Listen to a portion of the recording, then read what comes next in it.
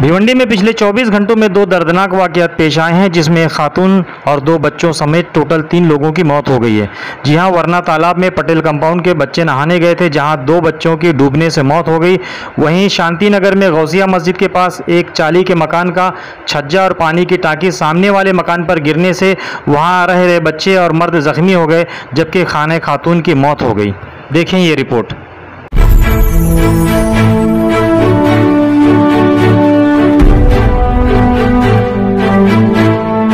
सवेरा news network को like करें, subscribe करें और बेल आइकन दबाना ना भूलें। ये जो हमारे मोहल्ले के 6 बच्चे लोग इधर शाम दोपहर में नहाने आए थे और उसमें से 2 बच्चे लोग का इंतकाल हो गया है। इसकी जिम्मेदारी कौन लेगा? क्योंकि ये यहाँ पे पूरी जो तालाब की जो भी पूरी बाउंड्री है पूरी टूटी फूटी है।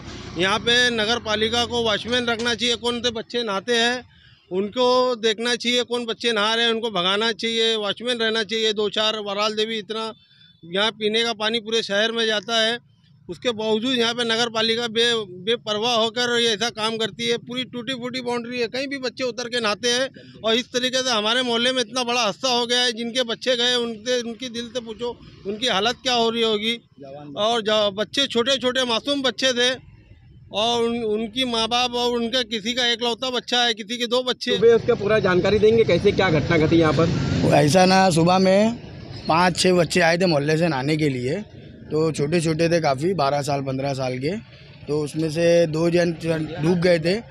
एक डूबा पहले, तो दूसरे को बचाने के लिए उसका दोस्त गया, तो वो भी बेचारा अंदर रहा। तीसरा गया तो तीसरा बाहर आ गया और बाकी को इधर थोड़े बच्चे आदमी लोग बैठे थे, उन लोग चिल्लाए तो वो लोग भाग गए, पर 2 जन थे वो डूब गए। सडनली एक आवाज़ आई गिरने की, तो लोग भाग भाग के आए, देखे तो अंदर सब दबे हुए थे।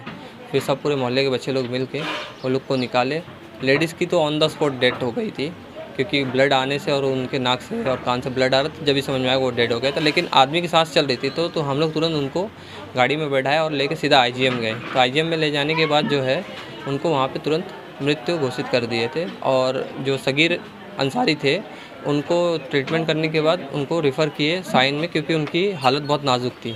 तो उनको फिर उनके फैमिली रिलेटिव जो आए वो उनको वहाँ से लेके साइन चले। ये ऊपर से शायद कोई ईटा उटा गिर गया था क्या? बड़ा मतलब छत दीवारी। तो क्या हुआ उसमें? सीमेंट का वो छत रहा, वही अंदर गिरे। तो कई लोग जख्मी हो गए, 3 लोग। एक के तो हालत खराब है, दूसरी जगह ले गए अस्पताल में और भतीजे की सांस खत्म हो गई।